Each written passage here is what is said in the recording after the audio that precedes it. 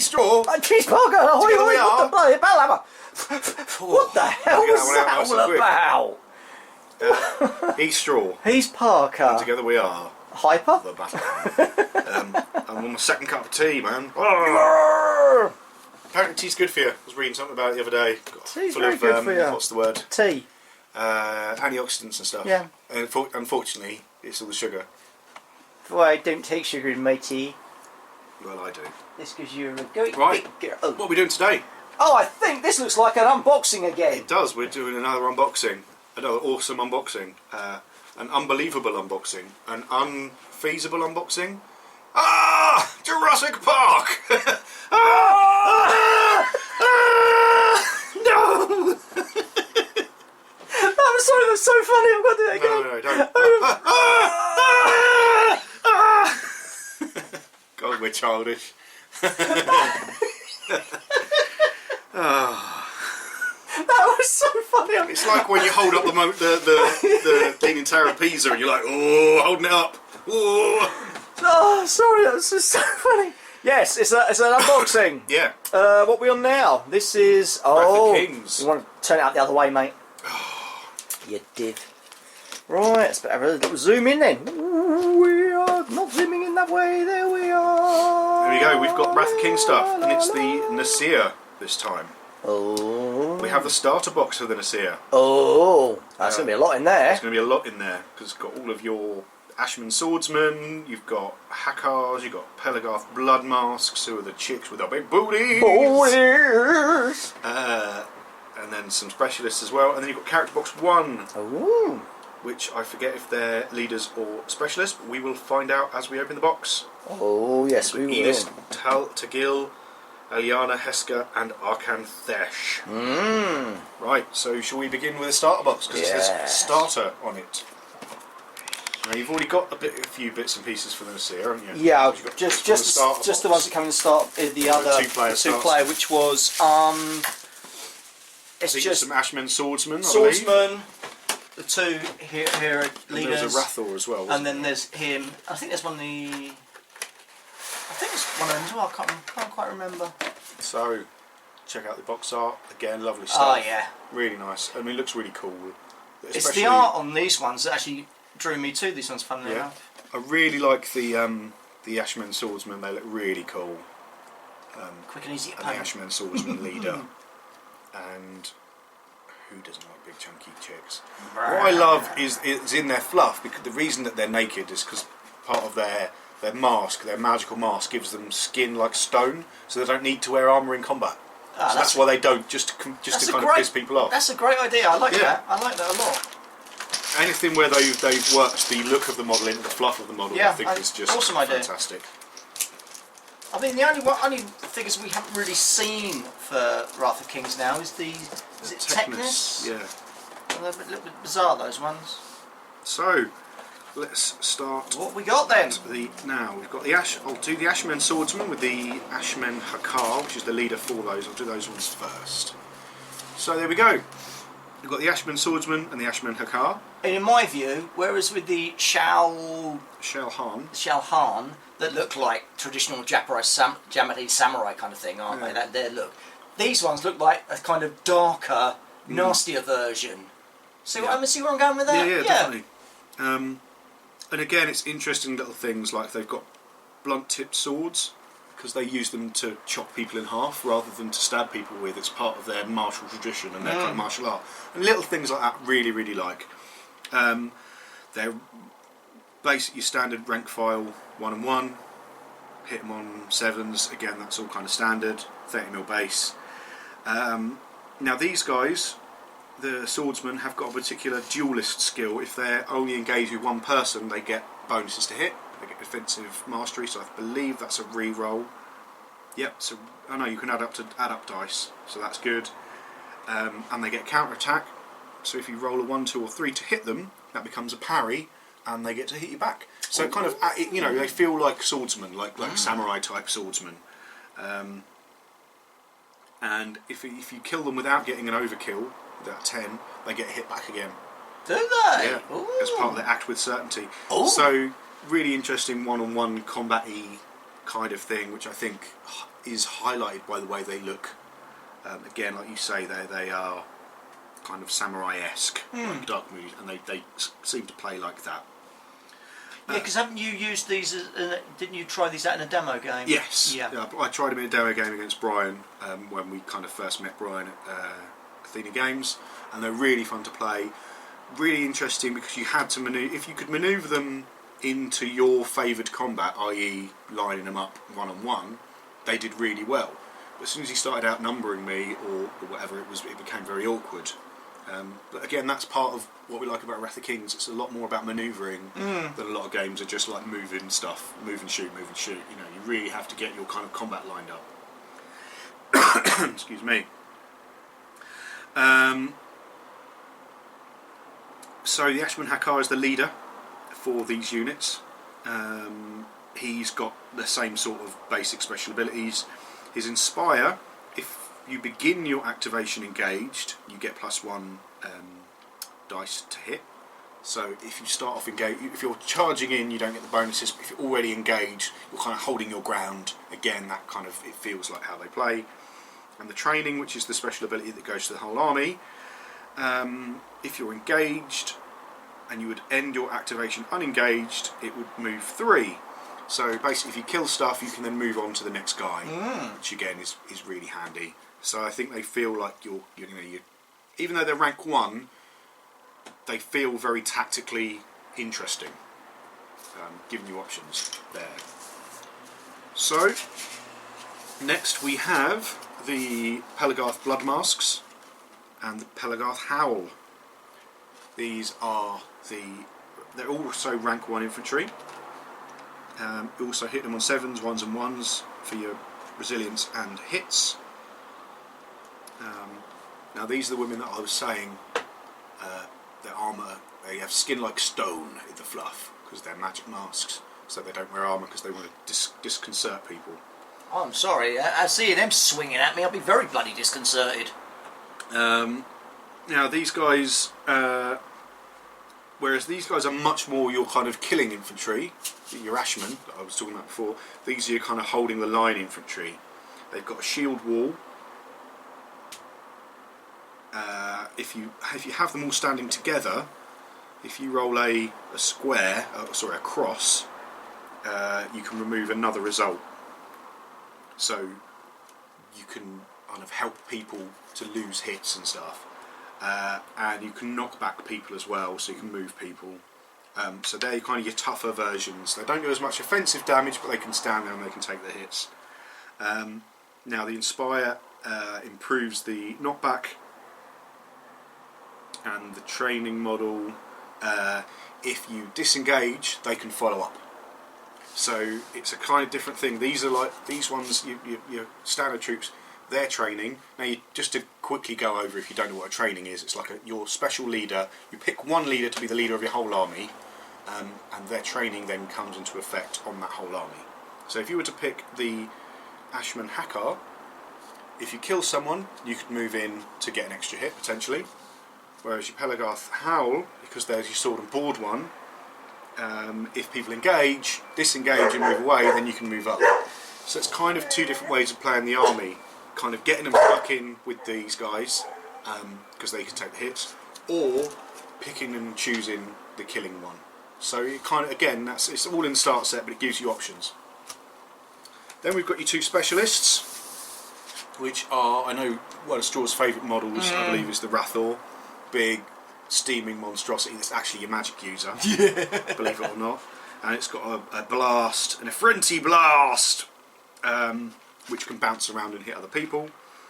And it actually can do some fairly good stuff in hand-to-hand combat as well, but I don't think that's what it's mainly for. Quite a nice thing is it's got an aura of 6 things. They lose defensive mastery and defensive expertise, so you can't defend as well when this is nearby. Nice little touch. And here we've got the Longhorn, who is essentially big and scary. It's got lots of dice, it replaces various hits with other various hits, so that's your big scary kind of just charge in and kill shit. So let's have a look at the models. Oh, bag of bases. There you go, I'll show the bag of bases. Now, this is a big old bag of minis right there. And again, it's all nicely laid out. You've got bags full of bags full of bags, so everything's where it should be. Excuse me. It's quite a lot of stuff there. Now, if I begin with a bit of everything, so if we start off with, there we go. I'll just do one of each. There are different sculpts. I'm not going to go into huge detail. Oh dear. So here we've got the Ashman Swordsman. I quite like it without a face, actually. Oh yeah, they're really creepy. Really spooky. The face goes on there, got little bunny ears, they say. Then they've got little spiky bits that come out of the back, and the sword. But the important thing is the model. I really like what they've done, because the sword's very long and straight. You've got these kind of long, let me see if you can see this. You've got these kind of long armour plates that hang down from the belt. And they add to that sense of height, that sense of kind of verticality to the model, and the way that the skirt hangs down as well, and the hood, and you will see little bunny ears on top. So it's a very, it's funny little things that they've done to really add to the sense of it, to the feel of it. They've given it that verticality with a little skirt that brushes away a little bit, so it looks kind of almost death-like. Very nice, lovely little details. Around the waist is quite nice. There's some sort of ribbing or something like that. I like the hood. I quite like them without the masking for another game potentially.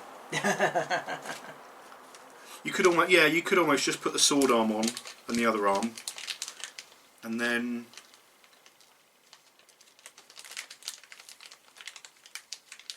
just use that, fill in the gaps, and then use it for something that's got potential to be something cool. Which, not that we'd want to necessarily, but it's always nice to have options, isn't it? So I'm going to make sure I put that in a bag because I don't want to lose any bits, because they've got little like antenna-y doodads that go on. There we go. So that's him. And again, I think people forget that models aren't just about detail; they're about composition. So it's adding to the feel of the model. It's adding to what it represents, rather than simply does it look cool or does it have a nice mini, or has it got enough detail on the face. What have we got there? The women one. This is the male leader. Ah, right. Which is the Ashman Hakkar, I believe. Hakkar. Making sure I haven't dropped anything, that's all. And again, because it's a leader, they've given it more of a sense of movement. You've got this, what do you call that? Like a little head top knot thing that flows around. The dress kind of sweeps by. The legs are further apart. It's got a sword and shield, which are kind of spread out rather than being tucked in. It's little things like that will make that model stand out a lot more. And the sword kind of comes out like that, essentially. Lovely. The detail's great. I really like the stylised swoosh of the top knot. The detail of the what looks like bandages on the legs.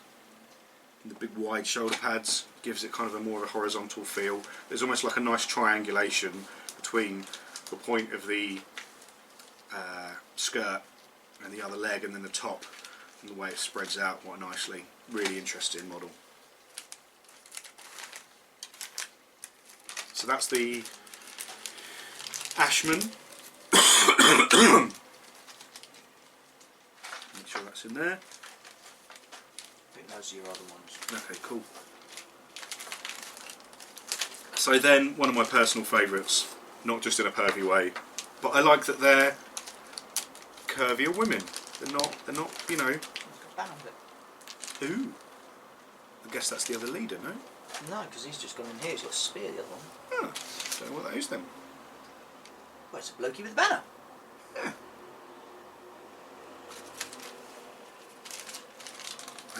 Right, so here we've got the Blood Mask. She's effectively Boobs. Boobies. She's got a curvaceous body with a butt. Look at that butt. I like big butts and I cannot lie. Other brothers can't deny when a girl walks in with an inky boot waist and a round thing in your face, you get sprung. Because I love it. You've got your sword and shield. Shield goes on that arm. And again, it's nice that they've got like long gloves on so that you can just. Oh dear.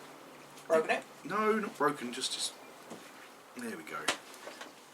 So they slot on nicely. And she's like, you know, again, it's that kind of sense of width as opposed to verticality, which adds to her and makes her look chunky. And I can't stop looking at her butt now. Because I'm a pervert. I've seen some really nice paint jobs of those. They do look really nice painted up, and they've got little crosses across their nipples, which I like. Boobies. And I believe here we go. Is the this is the leader of the women's. The Pelagarth Howl. Ooh. It's raining here in Battlehammer Towers.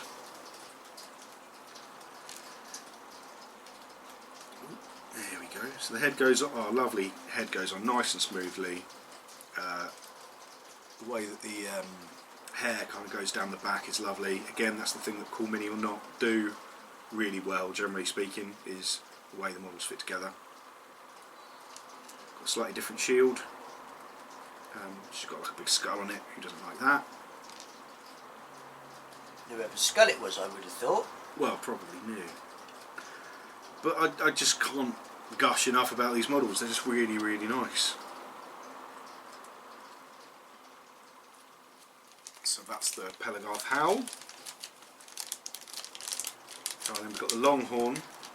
So there we go. This is just to give you another little comparison next to Harley. Similar sort of size, but wider.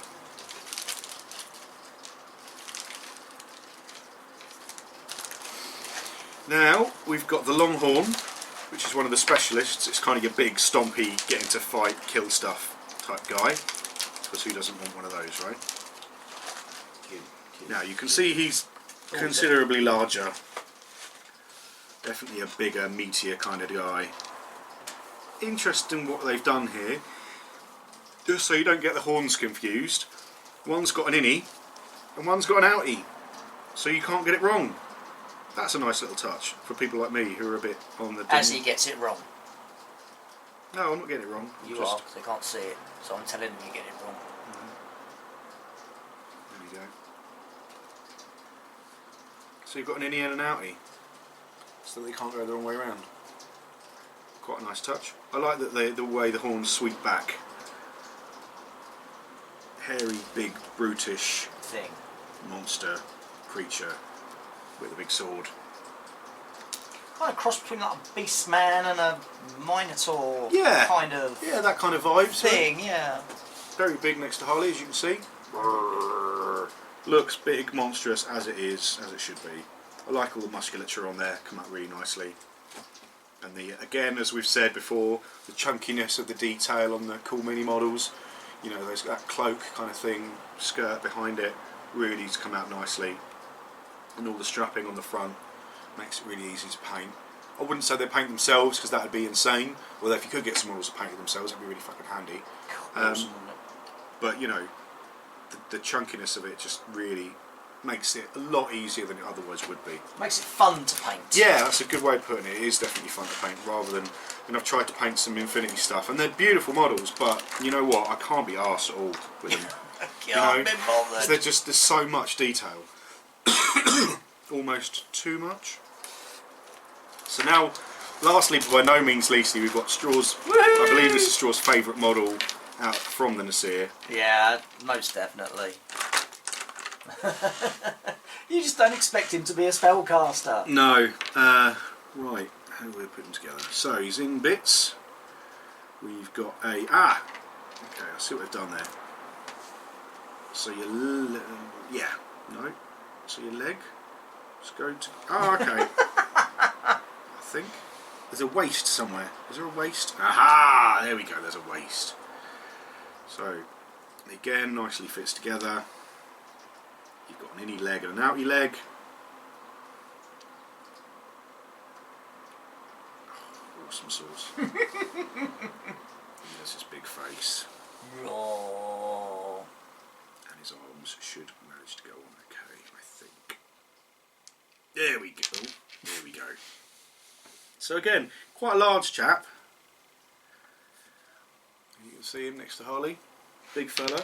Very, very top heavy. Skipped leg day. Didn't skip back day apparently. Or neck. Or neck day. Every day is neck day. I love the veins. I love the wrappings around his arm. They're going to be really fun to paint. The kind of big mane of fur going down his back. Awesome sauce. It's going to be a fun one. I'm so looking forward to doing that one. You know, really adds that kind of sense of strength of him. I like his ears poking out from his mask. Again, just. And that's another great thing I detail. like, that what they do is with the weapons, you can slide them into the hands. Yeah. So you can have them as deep or as, you know, you can have them like that if you want to. Well, it means you can get to, you know, the underparts of the figure to paint it without the weapon getting in the way. Yeah, it's true. Lovely look, lovely model. Really good. He's dead, he's had a heck off. Ah! Yeah. That's the You start wouldn't believe set. it was. You wouldn't believe that was a spellcaster. But I think that's really interesting because it does have some hand-to-hand combat capability. So I think it's kind of a short-range spellcaster. Like you do a couple of spells, but if you get caught up in combat, it's okay. And it's big and scary. But I love particularly the veins and the wraps, which have come out really nicely. I think they'll paint up really well. Because that's ultimately that's a good thing as well. I mean, talking about composition, also talking about how easy it is to paint is important. You know, it's all very well having the best model in the world, but if you need to be the best painter in the world to be able to do it, then kind of what's the point? Yeah. Excuse me. So I'm all getting that a bit lot. wet. So that's all the starter set, and that is what I really like about what they've done. Is the starter set is enough to play a skirmish game. I think because they do a starter, is it a skirmish, I forget this. There's 3 levels of battle. There's a something, a skirmish, or a skirmish and a something, and the last one's a battle, which is like your bigger scale. But your first one and your second one are all within the starter box. So you can play a medium-sized battle with just the starter box, and it's perfectly balanced, point-wise it's perfectly balanced, which is great. So if you wanted to get 2 starter boxes and play them against each other, it would work perfectly well, which I think is great for noobs. Now we've got character box 1, which has got Aliana Heska, Elsis Tagil, and Arkin Thesh. Do you reckon they make these names up when they've had a few beers? Quite possibly. Because you can't say them when you're sober, can you? No. So we've got a scary looking woman, another scary looking woman, and kind of a Hellboy-esque big beastie. So let's open these guys up and have a little look-see, shall we?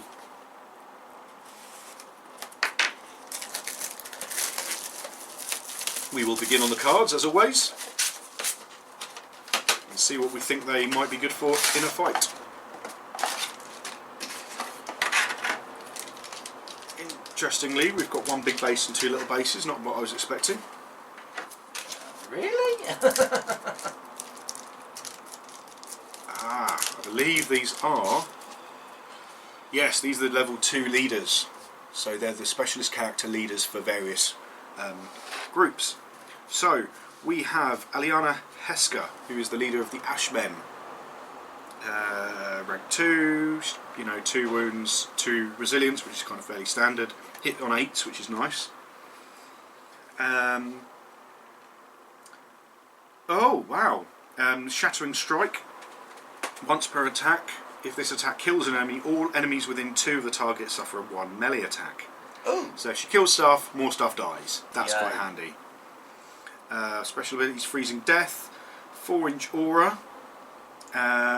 Enemies begin their activation in the aura, suffer a -2 to their move, so they're not likely to be running away from her, or potentially not towards her, depending on how fast their move is.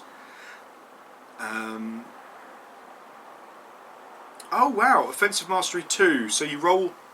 So a base attack rolls 4 dice. Offensive Mastery 2 means she can roll 2 extra dice and pick the one she wants to pick. So effectively she rolls 6 and picks 4. which is really nice because it sounds like you might just want to get the hits, but you don't necessarily just want to get the hits depending on what you get from the parries and everything else. And Inspire. Oh god. Oh god. Now Inspire again, I've mentioned it before, I'll mention it again. Inspire affects the Ashman because that's what she is. She's an Ashman. If she moves with those and she gets those to move with her, she can do those. So that's Shattering Strike, which attacks everyone if she hits them. That will happen to those, which is really tasty. And then the training is Sundering 1. Replace 1 armour on the defender's chart with a lightning. Oh god, that would be well useful against the Hadros. So yeah, you're going to be doing a lot more killing with her floating around. Then we have Elsis Tagil, the Whale of War. Now she's in charge of the Pelagarth brutes, who are the big chunky ladies with the bottoms. Pelagarth brutes? I think that's what. No, they're not. They're Pelagarth. Blood Masks. Masks. Sorry, The brutes are the other one they've just released, aren't they? So she's the leader of the Blood Masks. You can tell from her boobs. Boys. Again, 2s and 2, hit on 7s this time. She's got 3 dice in melee. God, here we go. So she's got Sundering and Unrelenting. So she's hitting twice, effectively 2 times more likely to hit, or 2 points more likely to hit. Knockback, so she can knock people back, same as the other one she did. All friendly models get +1 will while they're within 6 of her. Superior blocking, so when an X result, you may, so if someone's rolling, say 3 dice, and they get 2 hits and a cross, the cross will not only remove the hit that it would do, it also removes another hit, which is really nice. Our Inspire is the model gains 2 inches, so suddenly her and those blood masks are going to be moving a lot quicker potentially. And the training is they get evasion 1 whilst in contact with 2 or more enemies, so again you're making it more resilient. So you know, I like that choice that you have as a leader. You can pick a leader to give your army a certain training which can improve it in a certain way, so it changes the whole army. I think that's a really interesting thing they've done with Wrath of Kings there.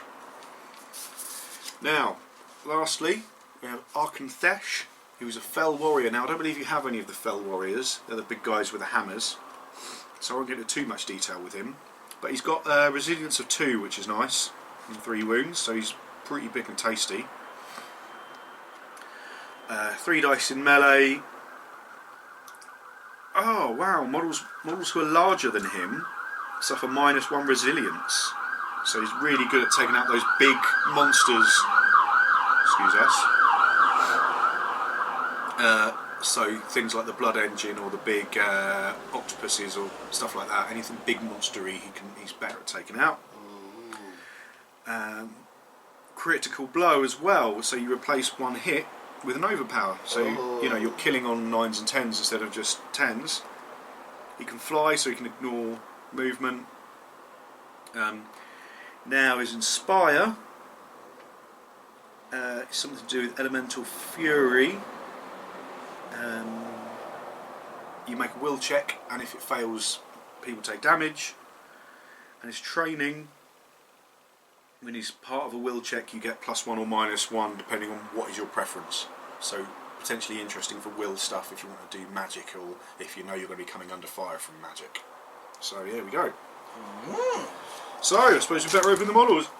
Excuse me. I'm talking for a long time, so I'm getting a bit. Why? Just do it quietly. Yes, dear. Let's see if we can figure out who is whom.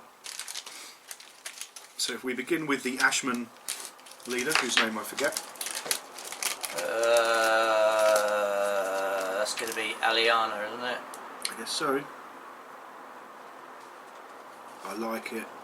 I like that she's got these little cheruby type things holding her cloak up. They look like mechanical bugs. Oh, awesome. And again, it's funny, I was talking earlier on about the composition. So she's effectively taken both aspects. She's got the verticality, she's got those long arm plates. She will have the tall spiky bits coming out of her, but she's got the width from this kind of cloth that goes across her back and is being held up by mechanical bugs, and she's got that kind of wider stance. So she's kind of taken the aspects of the Ashman and the Ashman leader and put them both into one model. So again, that's really interesting composition. And it kind of adds to her femininity, I think, because the way the sash kind of covers her waist / hips. So it kind of adds to that feminine kind of thin waist, larger hips kind of vibe, which is quite cool. So that's her. Yeah, I like that. I like there's lots of flowing cloaks rather than kind of pointy, damagey kind of thing. I think she's going to be, when she's painted up, she's going to look not as scary as I think she will actually be on the tabletop. Good, that's what we want to hear.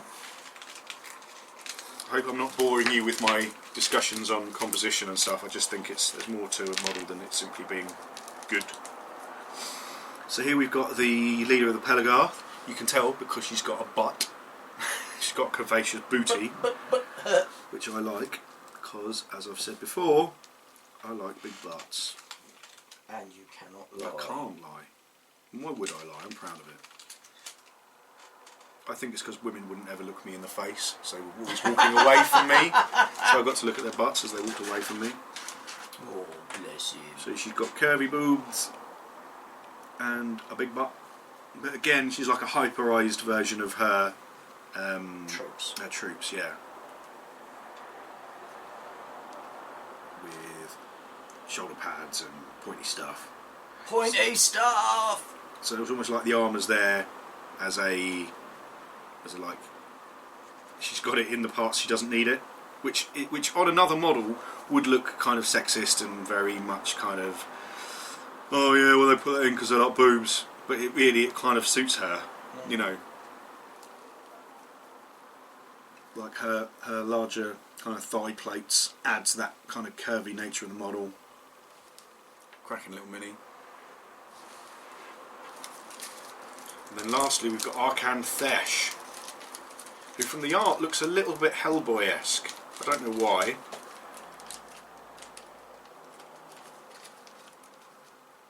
Not like Hellboy specifically, but in that kind of the vein of that. Is it Mike Mignola, I think his name? The art.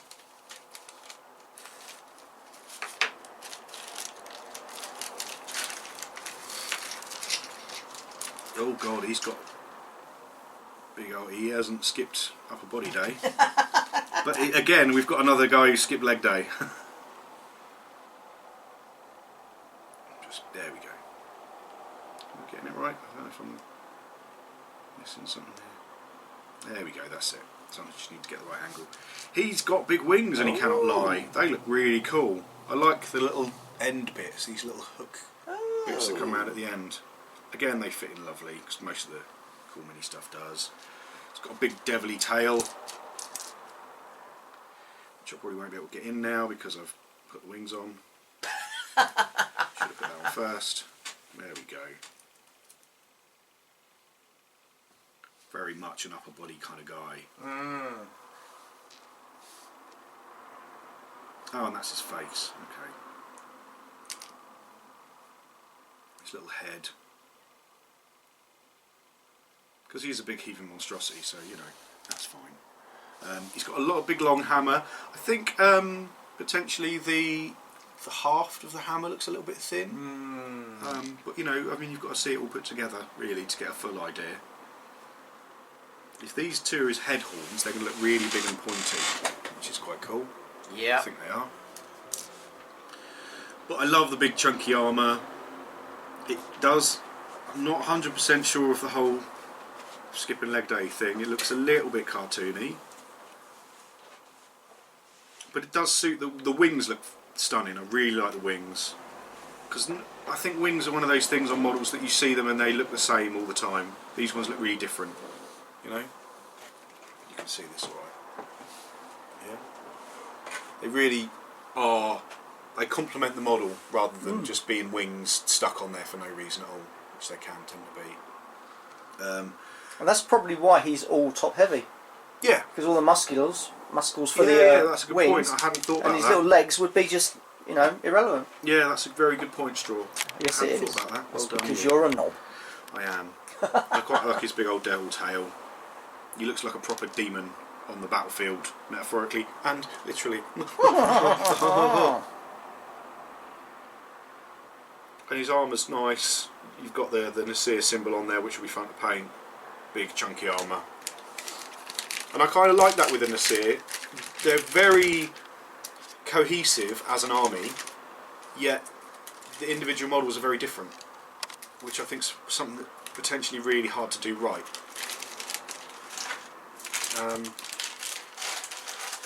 So that's that. I'm exhausted. So, just to quickly recap, we had the House of Nasier starter box, which had your Ashman Swordsman, it had your Pelagarth blood masks, the leaders of respective units, and a couple of specialists, including the Longhorn and the Rathor, which you like. I do like that one. And there was the Character box 1 with Aliana Heska, who I believe was the leader of the Ashman. That's her. Elsis Tagil, the Whale of War, who is the curvaceous lady who's in charge of the Pelagarth blood masks, and Arkin Thesh, who is leader of the Fellhammers, who I don't think Straw's picked up just yet. No. So again, this is Wrath Kings, by Cool Mini or Not. Woohoo! And again, we have to give a big shout out to Dave. He's like our favourite bloke at the moment. He's our hero. We heart him a great deal. If Parker could have your babies, Dave, he probably would. But he might not in the way that I'd steal your children. I mean, that sounds a bit weird. I don't want to have your babies. I mean, if you could impregnate, no, that doesn't sound any better, does it? Oh dear. Sorry, Dave. Thanks though. Well, we'll never hear from him ever again now. No. Yeah, all in all, I really like the Nasier stuff. Really, I know I was going on about composition, but I think it's a really interesting part of the miniature kind of creation aspects, and I think they've really got that down with the Nasier. So, well done, guys. Awesome. As always, don't forget to like and subscribe. If you liked it and want to subscribe. If you don't like it, don't want to subscribe. Don't like and subscribe. Really, really like it if you like and subscribe. You know, go and share this video. Go and tell people about how to share the Battlehammer love. Tell us how good we are. Leave comments down below as well. Tell us how good we are. We know how good we are. Yeah. And as always, stay out.